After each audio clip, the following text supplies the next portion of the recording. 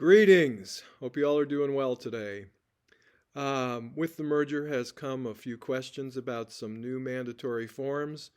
Hopefully this email will clear some of that up. It will now be required to have the sellers sign an estimated net sheet at the time of listing. My opinion is this is just good business practice anyway. If you're not doing it, you should be doing it. Here are some guidelines.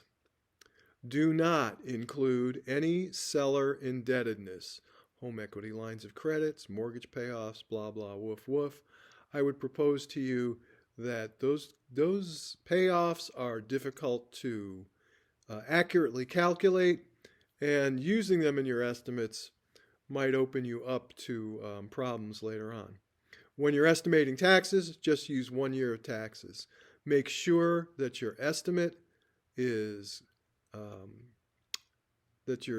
clearly notes that no mortgage indebtedness is included and that the taxes are simply a 1 year cost and an estimate. Have the sellers sign off, submit it with your listing paperwork. The following forms. If your buyer waives an inspection, you're required by policy to have a waiving inspection form signed. This is an IAR form.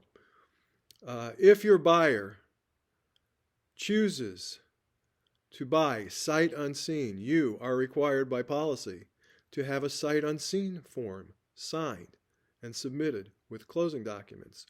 If your buyer chooses to not have a final walkthrough, either both at the point in time of closing and or possession, because they may not be the same time, and walkthroughs should be you should do a walkthrough both times. That form needs to be signed and submitted with your closing documents per policy. There's been a lot of question about the associated business disclosure regarding Title Alliance.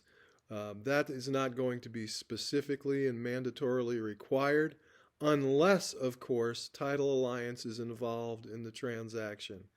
If they are, get that signed and include it with your closing documents.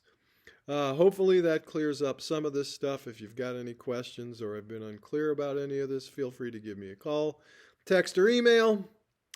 And that's all, folks.